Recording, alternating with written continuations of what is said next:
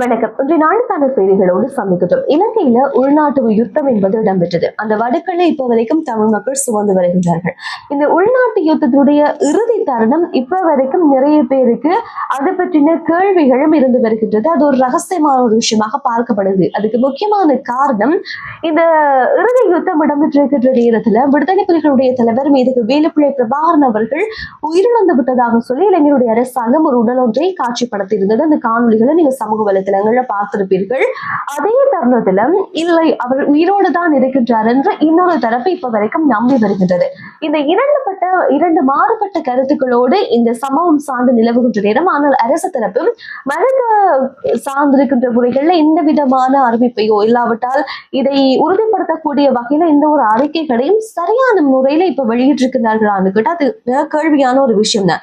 இந்த சூழ்நிலையில தமிழீழ விடுதலை புலிகளுடைய தலைவர் மீதுக்கு வேலுப்பிள்ளை பிரபாகரன் அவர்கள் வீரச்சாவு அடைந்து விட்டதாக தமிழீழ மாவீர பணிமனை நேற்று உத்தியோகபூர்வமாக ஒரு விடயத்தை வெளியிட்டிருந்தார்கள். அவர்கள் சொன்ன விஷயங்கள்ல 2009 ஆண்டு மே மாதம் 18 அந்த இறுதி யுத்தம் இடம்பெற்றிருக்கின்ற அந்த காலப்பகுதியில் தான் வீரச்சாவை எய்திருந்ததாகவும், எனவே வருகின்ற நாட்கள்ல அவர்கள் சொன்ன விஷயங்களை அவதானிக்கின்ற நேரம் அவர்கள் வெளியிட்ட அறிக்கையில வரலாற்றுல எமக்கு கிடைத்த பொக்கிசமான தேச தலைவருக்கும் தலைவரின் வழியில் களமாடிய போராளிகள், சமூக கட்டமைப்பாளர்கள், புலம்பெயர்ந்த தமிழர் மற்றும் தமிழக உறவுகள் அனைவரையும் ஒன்றிணைத்து வீர வணக்கம் என்பது வருகின்ற காலப்பகுதியில நடைபெறுத்த போறதாகவும், அது உலகளாவிய ரீதியில பரந்தப்பட்ட விடயமாக இருக்கும். அதாவது இதுல வீர மரணம் அடைந்திருக்கின்ற அத்தனை பேரையும் நினைவு கூறுகின்ற வகையில உலக பரப்புல தமிழர்கள் எங்கெல்லாம் வாழ்கின்றார்களோ அந்த உலக பரப்புல இணைக்கின்ற வகையில இது இருக்கும். ஐரோப்பா ஒன்றியத்துல ஒரு நாட்டுல இந்த சம்பவம் என்பது, இந்த நிகழ்வு என்பது இடம்பெறும். இந்த ஆண்டு 2025 ஆண்டினுடைய நடுப்பகுதியில தாங்கள் முன்னெடுக்க இருப்பதாகவும், இந்த விடயத்துக்கு அத்தனை பேரும் தங்களுடைய வருகையை தந்து வீர வணக்கம் வழங்க வேண்டும், அந்த நிகழ்வில் கலந்து கொள்ள வேண்டும் என்பதாக ஒரு அறிக்கை என்பது வெளியிடப்பட்டிருக்கிறது. கண்டிப்பாக இந்த அறிக்கை என்பது தமிழ் மக்களுக்கும் சரி, கண்டிப்பாக இந்த அறிக்கை என்பது தமிழ் மக்களுடைய வாழ்வியலையும் சரி, அவர்களுடைய உணர்வு ரீதியாகவும் அரசியல் பரப்பிலையும் கண்டிப்பாக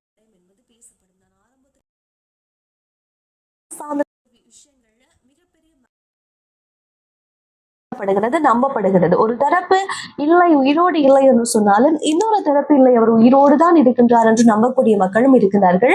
கண்டிப்பாக இது ஒரு உணர்வு ரீதியாக அணுக வேண்டிய ஒரு விடயமாக இருக்கிறது. ஆனால் உணர்வு ரீதியாக அணுகின்ற விஷயமாக இருந்தாலும் கூட இதுல நிறைய அரசியல் செயற்பாடுகள், சில அரசியல் லாபங்கள் தேடக்கூடிய விவகாரங்களும் இந்த விடயத்துல இருக்கின்றது.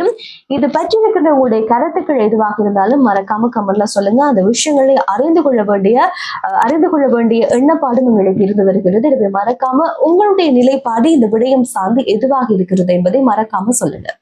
இலங்கையில குறைந்த வருமானம் பெறுகின்ற இந்த குடும்பங்களுக்கான அஸ்விஸ்ம கொடுப்பனவு என்பது வழங்கப்படுகிறது. இந்த கொடுப்பனவு இந்த மாதத்துக்கான கொடுப்பனவு, அதாவது மார்ச் மாதத்துக்கான கொடுப்பனவு இன்றைய தினம் 12ஆம் தேதி அவர்களுடைய வங்கி கணக்குல வைப்பிலிடப்பட போவதாக அறிவிக்கப்பட்டிருக்கிறது. இதனை தேசிய நலன்புரி சபை சொல்லியிருக்கிறார்கள். எனவே இந்த நலத்திட்டங்களை பெற்றுக் கொள்பவர்களுக்கு இன்றைய தினம் பணம் வருகின்றதா இல்லையா என்பதை நீங்கள் அறிந்து கொள்ளலாம். இந்த நிவாரண திட்டத்தின் மூலமாக இலங்கையில 17,32,263 குடும்பங்கள் இந்த நலன் திட்டத்தின் மூலமாக நன்மையை பெற்று வருகிறார்கள் என்பதையும் அறிய முடிகிறது. ஆனால் இந்த நலத்திட்டம் சார்ந்து ஏற்கனவே இருந்த அரசாங்கங்களும் சரி, இப்ப இருக்கிற அரசாங்கங்களும் கவனம் செலுத்த வேண்டும் என்று சொல்றதுக்கு முக்கியமான காரணம், கிடைக்க வேண்டிய இந்த சலுகைகள், இந்த திட்டங்கள் உண்மையிலே கிடைக்க வேண்டிய பல பேருக்கும் கிடைக்காமல் இருப்பதும் ஒரு காரணமாக இருந்து வருகின்றது. எனவே கூடிய அளவுக்கு புதிய நலத்திட்டங்கள் என்பது இலங்கையில கொண்டு வருவதற்கான யோசனைகள் முன்வைக்கப்படுகிறது, கொண்டு வரப்பட்டிருக்கிறது. ஆனால் கொண்டு வந்திருக்கின்ற இந்த நலத்திட்டங்கள் எல்லா மக்களுக்கும், இந்த தேவை இருக்கின்ற எல்லா மக்களுக்கும் போய் சேர்க்கின்றதா என்பதையும் அவதானிக்க வேண்டிய தேவை இருக்கிறது. எனவே இந்த விடயம் சார்ந்து உங்களுடைய அக்கம் பக்கத்தில் இருக்கிறவர்கள் யாராவது இருக்கின்றார்கள், அஸ்விஸ்ம திட்டம் பெறக்கூடியவர்கள் இருக்கின்றார்களாக இருந்தால் அவர்களுடைய வங்கி கணக்கில் இன்றைய நாள் இந்த பணம் என்பது வைப்பிலிடப்படும் என்ற விடயத்தை நீங்கள் சொல்லி தெரியப்படுத்தலாம். இலங்கையில பல்வேறு நிகழ்வுகள் அரங்கேறுகிறது. இந்த பாதுகாப்பு சார்ந்திருக்கின்ற விஷயங்களும் கைது நடவடிக்கைகளும் மேற்கொள்ளப்படுகிறது. ஆனால் இலங்கையில ஒரு 3 நபர்கள் முக்கியமாக சந்தேகத்தின் பேரில் தேடப்பட்டு வருகின்றார்கள். அந்த 3 நபர்களையும் பிடிப்பது என்பது இலங்கையில் இருக்கின்ற இராணுவத்துறையினருக்கும் சரி, போலீசாருக்கும் மிகப்பெரிய ஒரு கடினமான சூழ்நிலையாக இருக்கிறது.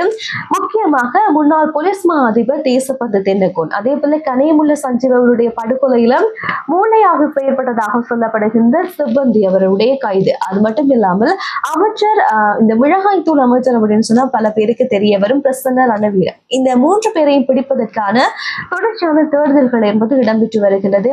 அவர் என்னென்ன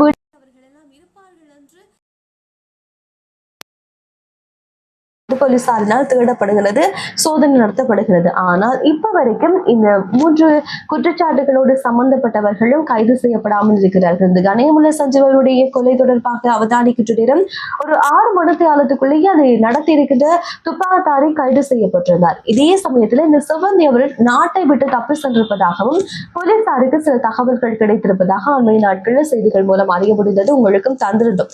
இந்த சூழ்நிலையில இந்த சர்ச்சை தொடர்பான விடயங்களுக்கு போலீசாரினால் இப்போ வரைக்கும் தெளிவான விளக்கங்கள் என்பது வழங்கப்படவில்லை.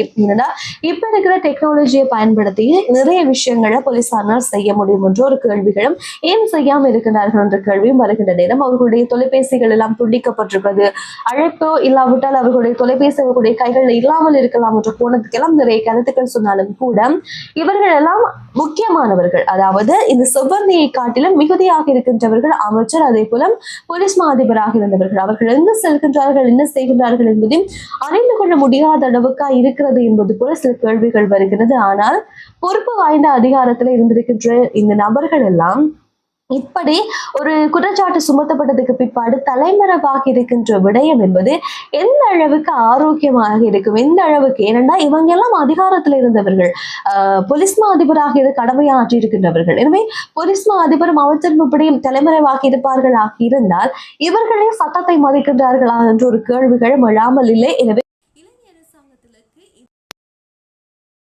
துறைக்கு இந்த 3 நபர்களையும் கைது செய்வது என்பது மிக ஒரு கடினமான சூழ்நிலையாக மாறி போக ஆரம்பித்திருக்கிறது. பொறுத்திருந்து பார்க்கலாம் இவர்களுடைய கைதுகள் எப்படியெல்லாம் நிகழப்போகிறது, எவ்வாறான மாற்றங்களை இலங்கை அரசியல்ல கொண்டு வரப்போகின்றது என்று. கனடாவுடைய மாற்றம் பகுதியில துப்பாக்கிச்சூட்டு சம்பவம் அண்மையில பதிவாகியது. இந்த சம்பவத்துல யாழ்ப்பாணத்தை சேர்ந்த பெண் என்று அறிய முடிந்திருந்தது. 20 வயதான ஒரு யுவதியும் பலியாகி இருக்கின்றார். 26 வயதான ஒரு இளைஞர் படுகாயமடைந்த நிலையில மருத்துவமனையில் அனுமதிக்கப்பட்டு சிகிச்சை நடத்தப்பட்டு வருகிறது. இந்த சம்பவம் தொடர்பாக போலீசார் வெளியிடுகின்ற தகவல்கள், செய்திகள் அவதானிக்கின்ற நேரம் நிறைய கேள்விகளை ஏற்படுத்துகின்றது. ஏனென்றால் இந்த சம்பவம் என்பது, இந்த துப்பாக்கிச்சூட்டு சம்பவம் அந்த வீட்டுல நடந்திருக்கின்ற முதலாவது துப்பாக்கிச்சூட்டு சம்பவம் கிடையாது.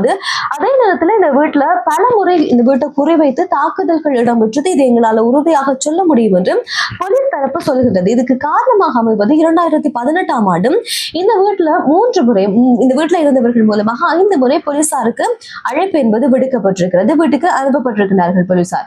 அதே நேரம் சென்ற ஆண்டை பொறுத்தவரை 3 முறை போலீசார் இந்த வீட்டுக்காக அழைக்கப்பட்டிருக்கிறார்கள். அது மட்டும் இல்லாமல் பல நபர்களினால, சந்தேகத்துக்குரிய நபர்களினால தூரத்துல இருந்து இந்த வீட்டை நோக்கி துப்பாக்கி சம்பவம் இடம்பெற்றிருப்பதாகவும், பிப்ரவரி மாதம், இந்த கடந்த ஆண்டு பிப்ரவரி மாதத்தை பொறுத்தவரையில வீட்டுல ஒரு முறையில் ஒரே நேரத்துல துப்பாக்கிச்சூட்டு சம்பவம், 2 துப்பாக்கிச்சூட்டு சம்பவம் இடம்பெற்றிருப்பது. அதை தொடர்ந்து அடுத்த மாதத்திலே இன்னொரு துப்பாக்கிச்சூட்டு சம்பவம் என்பது இடம்பெற்றிருப்பதாகவும், இது தொடர்பாக இப்ப வரைக்கும் எந்த ஒரு கைது நடவடிக்கைகளும் மேற்கொள்ளப்படவில்லை என்ற விடயத்தை சொல்லப்படுகிறது. ஆனால் இந்த சம்பவம் சார்ந்த போலும் கனடாவில் இருக்கின்ற போலீசார், காவல்துறையினர் அதிகளவான கவனம் செலுத்த ஆரம்பித்திருக்கிறார்கள். தொடர்ச்சியாக இந்த விவகாரம் என்பது கனடிய கொலை விவகார பிரிவுக்கு மாற்றப்பட்ட அது தொடர்பான விசாரணைகள் என்பது முன்னெடுக்கப்பட ஆரம்பித்திருக்கிறது. இந்த சம்பவத்தை அவதானிக்கின்ற நேரம் முதல் முறையாக இந்த வீட்டில் துப்பாக்கிச்சூட்டு சம்பவம் இடம்பெறவில்லை, பல முறை இப்படி நடத்தப்பட்டிருக்குமாக இருந்தால் தொடர்ச்சியாக பாதுகாப்பு அச்சுறுத்தல் என்பது கண்டிப்பாக அந்த வீட்டில் இருந்திருக்கின்ற நபர்களுக்கு இருந்திருக்கின்றது என்ற விடயம் மட்டும் நல்ல வடிவாகவே தெரிய வருகிறது. அப்படி இருந்திருக்குமா இருந்தால் என்ன காரணத்துக்காக தொடர்ச்சியாக அவர்களுக்கான தாக்குதல் நடத்துவதற்கான முனைப்புகள் காட்டப்பட்டிருக்கிறது என்ற ஒரு கேள்வி கண்டிப்பாக இல்லாமல் இல்லை. எனவே பொறுத்திருந்து பார்க்கலாம். இந்த விவகாரம் சார்ந்து கனடியாவுடைய காவல்துறையினர் விசாரணைகளை முன்னெடுத்து வருகின்றார்கள். எனவே இந்த விசாரணையுடைய நிறைவுல எப்படியான முடிவுகள் வரும், என்ன காரணத்துக்காக இந்த சம்பவம் பதிவாக இருக்கின்றது என்பதை அவதானிக்கலாம். ஆனால் உலகத்துல பல இடங்கள் அப்படியான துப்பாக்கிச்சூட்டு சம்பவங்கள் என்பது பதிவாகி கொண்டிருக்கிறது. நிறைய துப்பாக்கிச்சூட்டு சம்பவங்கள் பழிவாங்கல் எண்ணத்தோடு நடத்தப்படுவதை அவதானிக்கப்படுகிறது. எனவே இதை பற்றி இருக்கின்ற கருத்துக்கள் உங்களுக்கு இருக்குமாக இருந்தால், செய்திகள் பற்றி ஏதேனும் கருத்துக்கள் உங்களுக்கு இருக்குமாக இருந்தால் மறக்காம கமெண்ட்ல சொல்லுங்க. நாளை நாள் செய்திகளோடு சொல்லிக்கலாம். நன்றி, வணக்கம்.